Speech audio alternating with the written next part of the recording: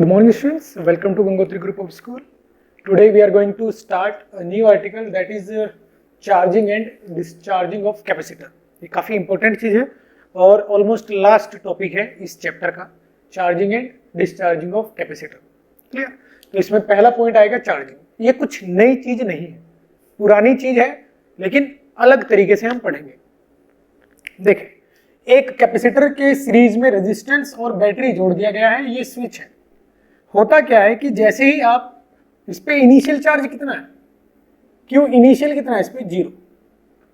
जैसे ही आप ये स्विच क्लोज करोगे, if switch is closed at t बराबर 0, देन अगर t बराबर 0 पर ये स्विच क्लोज किया जाता है, तब मैं ये कहूंगा कि इस पर धीरे धीरे चार्ज आना स्टार्ट हो जाएगा. पॉजिटिव, इस पर नेगेटिव, बैटरी से चार्ज फ्लो होगा. एक्चुअली धीरे और तेज ये रिलेटिव टर्म है, समझे ना. धीरे धीरे और तेज जो बोलना है ये रिलेटिव चीज होती है. क्लियर? तो मैं ये बोल रहा हूं कि अगर बहुत फास्ट भी ये चार्ज होता है, मान लेते हैं कुछ माइक्रो सेकंड में ये चार्ज हो जाता है, तो मैं नैनो सेकंड स्टेट पर जाके अगर मैं देखता हूं तो मैं ये बोलूंगा कि अगर 1 माइक्रो सेकंड में ये चार्ज हो जाता है कंप्लीटली, तो इस 1 माइक्रो सेकंड के दौरान इसमें से चार्ज आ रहा होगा और इस पर एक्यूमुलेट हो रहा होगा. ये कहना चाहता हूं. यानी चार्जिंग के दौरान क्या हो रहा है, अब उसके बारे में हम सोचेंगे. अभी तक मैंने क्या बोला कि ये कैपेसिटर बैटरी लगाई और ये चार्ज हो गया. अभी तक ये तो बोला ये C है, ये बैटरी है. तो जैसे ही स्विच बंद किया, इस पे चार्ज कितना है, CV. समझे? और इसको बोल दिया मैंने ये चार्ज हो चुका है, इस पे मैक्सिमम चार्ज यही आ सकता है, ये प्लस ये माइनस. यहां हमेशा अभी तक मैंने इक्विलिब्रियम स्टेट की बात की है कि कैपेसिटर इंस्टेंटेनियसली चार्ज हो गया, मतलब चार्ज हो जाने के बाद क्या होता है उस पर डिस्कशन किया है मैंने. चार्ज किस प्रक्रिया के तहत हो रहा है, यानी चार्जिंग के दौरान क्या हो रहा है उस पर डिस्कशन नहीं किया मैंने. चार्जिंग के दौरान क्या हो रहा है उस पर अभी तक डिस्कस नहीं किया मैंने. सिर्फ एक बार उसके बारे में बात की थी जब मैंने पोटेंशियल एनर्जी के लिए फॉर्मूला डेराइव किया था. अदरवाइज हर एक सर्किट सॉल्विंग में मैंने ये बोला है कि जैसी बैटरी लगाओगे सर्किट चार्ज हो जाएगा, कैपेसिटर चार्ज हो जाएगा. समझे? चार्जिंग के दौरान क्या होता है वो नहीं बात किया मैंने. किस प्रोसेस के तहत ये चार्जिंग हो रही है उसके बारे में बात नहीं की मैंने. किस रेट के साथ ये चार्जिंग हो रही है उसके बारे में बात नहीं की मैंने.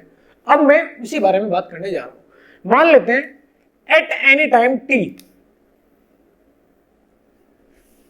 If switch is closed at t बराबर 0, then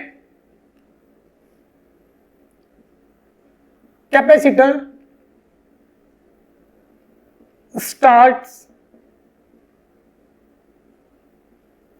charging due to battery.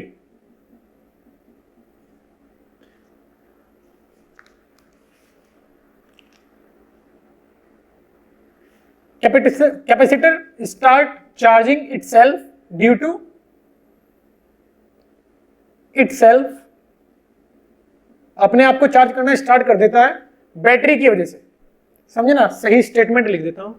Capacitor gets charged या स्टार्ट्स चार्जिंग. सही है, भावना समझना क्या बोल रहा हूं मैं. The capacitor, then capacitor starts charging. Capacitor starts हो जाता है चार्ज होना ड्यू टू बैटरी. बैटरी की वजह से वो चार्ज होना स्टार्ट हो जाता है. Now at any time t, किसी टाइम t पर मान लेते हैं इस पर चार्ज qt है. एट एनी टाइम t,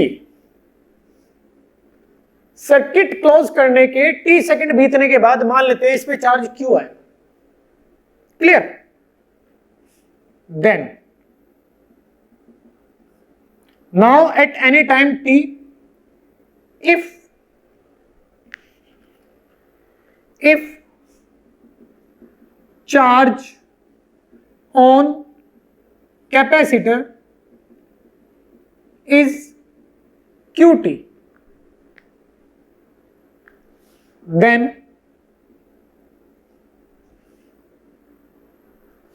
तब क्या बोलूंगा मैं? तब मैं बोलूंगा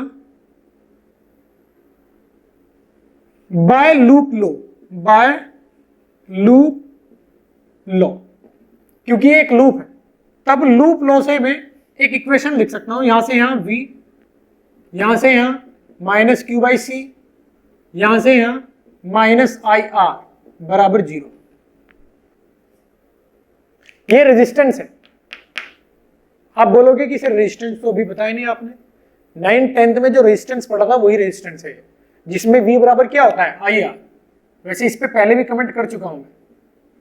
यदि रेजिस्टेंस में मैं यहां से यहां जाता हूं, A से B जाता हूं, तो VA माइनस IR बराबर VB लिखा जाता है। ये मैं पहले ही बता चुका हूं। अगर करंट ऐसे है और इसमें करंट ऐसे ही है, चार्ज ऐसे फ्लो हो रहा है, तो करंट ऊपर से नीचे है, समझे ना? चार्ज, पॉजिटिव चार्ज जिस डायरेक्शन में जाता है उसी डायरेक्शन में करंट जाती है। तो मैं VA माइनस VB क्या लिख सकता हूं? ये V है तो यहां क्या लिखूंगा? माइनस R, समझे ना? तो यहां से यहां प्लस, यहां से यहां माइनस Q/C और यहां से यहां माइनस IR, क्योंकि ये कौन है? रेजिस्टेंस है। तो रेजिस्टेंस के अक्रॉस पोटेंशियल डिफरेंस क्या लिखा जाता है? IR। और आप अगर करंट की डायरेक्शन में जा रहे हो, ऊपर से नीचे करंट की डायरेक्शन में, तो घटा हो गया। जैसे यहां पॉजिटिव से नेगेटिव जा रहे हो तो क्या लिखोगे? Minus Q/C। ऐसे इसमें करंट के डायरेक्शन में अगर जाते हो तो क्या लिखोगे? Minus IR। ये लूप लॉ मैंने इसमें यूज किया। साइन कन्वेंशन में मैंने पहले ही बता दिया था आपको कि रेजिस्टेंस के अक्रॉस IR पोटेंशियल डिफरेंस होता है। अब इसको देखो, ये क्या लिखा हुआ है? V minus Q/C I into R। I को क्या लिख सकता हूं मैं? dQ/dt इंटू R बराबर VC माइनस Q/C। बोलिए, CV यानी CV माइनस Q/C, इधर क्या लिख दिया dQ/dt। करंट क्या होता है? करंट dQ/dt होता है। The rate of change of charge flow, the rate of flow of charge in wire is called electric current. तो वही लिख दिया मैंने, I बराबर dQ/dt। अब इस इक्वेशन को यहां अच्छे से सॉल्व कर लेता हूं। देखें,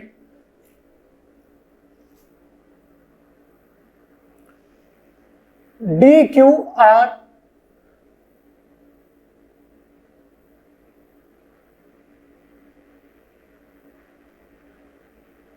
CV आ जाएगा यहां RC, CV माइनस Q बराबर dt। dt इधर, ये C ऊपर, C माइनस Q इधर, इंटीग्रेशन इंटीग्रेशन।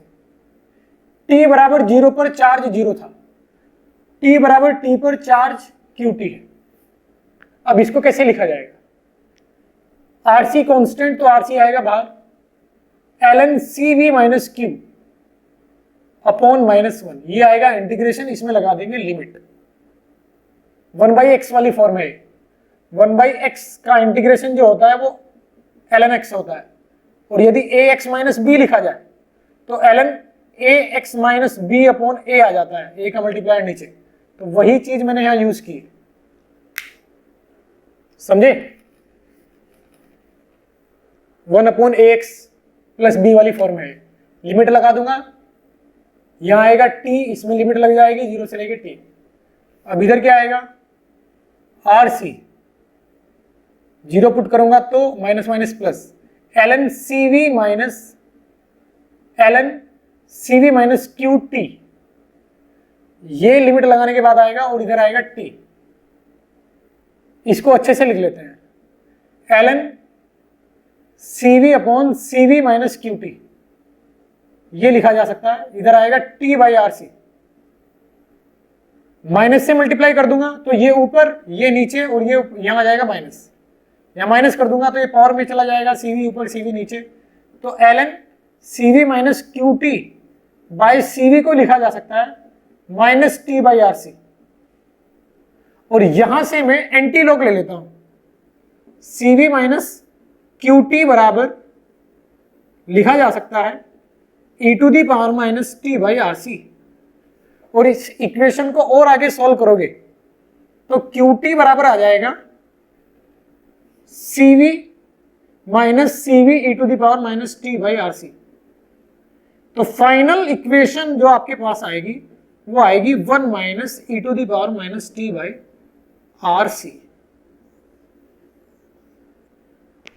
हेयर RC को लोग टाउ कहते हैं, टाइम कांस्टेंट, टाइम कांस्टेंट।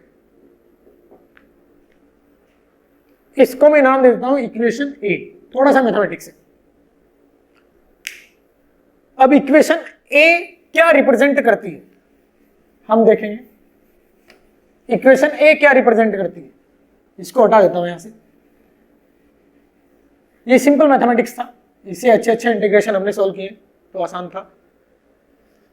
किसी टाइम t पर चार्जिंग के दौरान इस कैपेसिटर पे कितना चार्ज आएगा वो इक्वेशन ए प्रदर्शित करती है। क्लियर? इक्वेशन ए से मुझे इस कैपेसिटर पर किसी टाइम t पर जो चार्ज आएगा वो पता चलता है।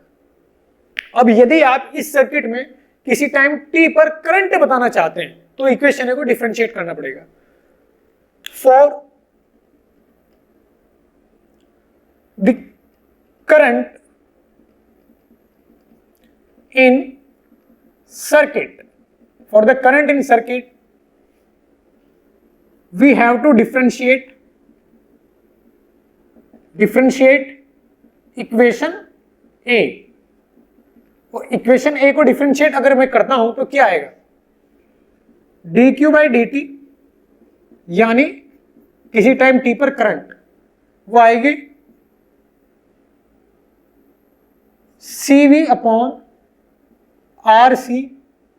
e⁻⁻t/RC। माइनस माइनस आएगा, कट जाएगा वो CC।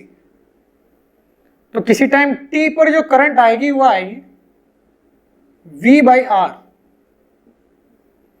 e⁻⁻t/RC।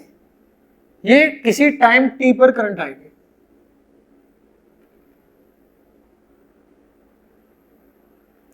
अगर मैं समय बहुत ज्यादा कर देता हूं, इन्फिनाइट टाइम कर देता हूं, बहुत बड़ा समय, समझे, तो यहां मुझे क्या पुट करना चाहिए। देखो एक बार डिफरेंशिएट करके कैसे आया। ये CV 0 हो जाएगा, कांस्टेंट है, ये CV कांस्टेंट है, बाहर आएगा। e⁻⁻x का क्या होगा, e⁻⁻x into -x यानी -1/RC भी आ जाएगा। तो ये करंट आएगा। अब आप यदि इस सर्किट में इन्फिनाइट समय के बाद क्या करंट आएगा वो कैलकुलेट करना चाहते हैं तो इसमें क्या पुट करें, at after long time interval, after long time interval मतलब स्विच क्लोज करने के काफी लंबे समय के बाद, स्विच बंद करने के काफी समय के बाद या t बराबर इन्फिनाइट के बाद, it means t tending to infinite. इस इक्वेशन में मैं अगर t को इन्फिनाइट रख देता हूं तो क्या आएगा, V/R ये नीचे जाएगा तो इन्फिनाइट आ जाएगा और ये ऑलमोस्ट क्या हो जाएगा, 0।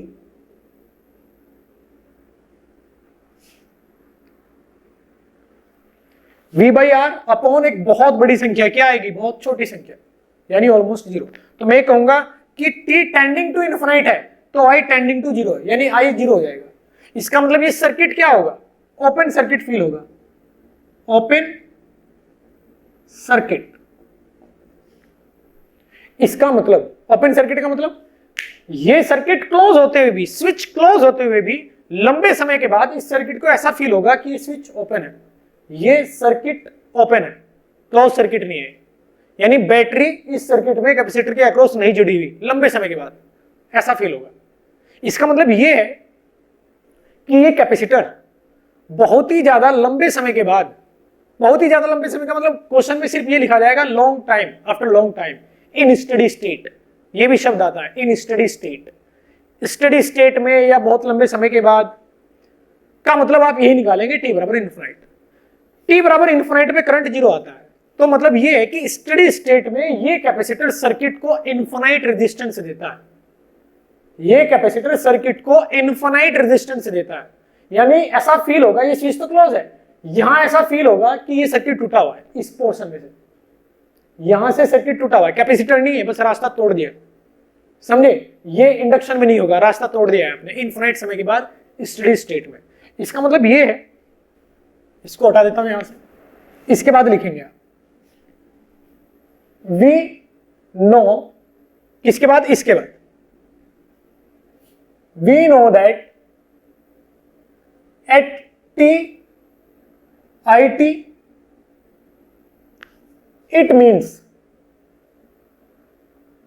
at steady state या long time after long time capacitor gives infinite resistance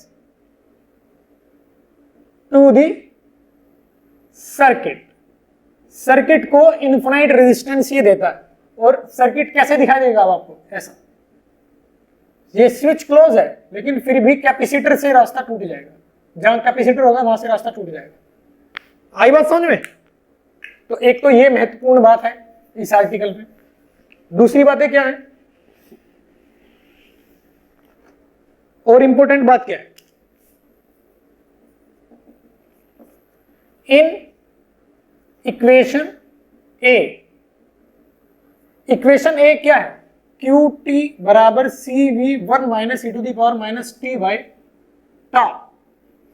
tau आप जानते हैं क्या होता है, आरसी, टाइम कांस्टेंट, लिख दिया मैंने। If T is equal to zero, मैं जीरो पुट कर देता हूं इसमें, तो क्यू नॉट क्या आएगा, C V one minus one यानी जीरो, तो वो तो मैं जानता हूं। इफ, ये तो मुझे पता ही था, इनिशियल चार्ज जीरो है। If T tending to infinite, तो टी इन्फिनाइट कितना आएगा, इसमें इन्फिनाइट पुट करेंगे हम, तो one minus one upon E to the power T by tau, तो यहां आएगा ऑलमोस्ट इन्फिनाइट बाई टाउ, यानी ये क्या हो जाएगा, C V one minus zero. तो क्यू टी की power T tending to infinite क्या आएगा, सी वी। ये इक्वेशन मुझे ये बताती है कि स्टडी स्टेट में कैपेसिटर जो मैक्सिमम चार्ज रखेगा वो सी वी आएगा। इन्फिनाइट समय के बाद इस कैपेसिटर को ऐसा फील होता है कि ये बैटरी इसी के अक्रॉस है। समझ में ही बात क्या बोला मैंने? इन्फिनाइट समय के बाद कैपेसिटर पर जो चार्ज फील होगा वो सीवी आएगा, ये मुझे यहां से पता चला। क्लियर? क्यू इन्फिनाइट बराबर CV one minus one upon, ये निगेटिव था, नीचे पॉजिटिव लिखूंगा तो ये इन्फिनाइट आ जाएगा, क्या होगा, सीवी वन माइनस जीरो यानी सी। तो इस इक्वेशन को लोग ऐसे भी याद रखते हैं, क्यू टी बराबर क्यू इन्फिनाइट, इन्फिनाइट समय का charge, one minus E to the power minus T by tau. दोनों फॉर्म याद रखते हैं लोग, क्योंकि ये जो सीवी चार्ज है, ये सीवी चार्ज इस कैपेसिटर पर लॉन्ग समय के बाद आएगा, यानी स्टडी स्टेट में जो मैक्सिमम चार्ज आ सकता था इस कैपेसिटर पे वो सीवी आएगा। क्लियर? ओके।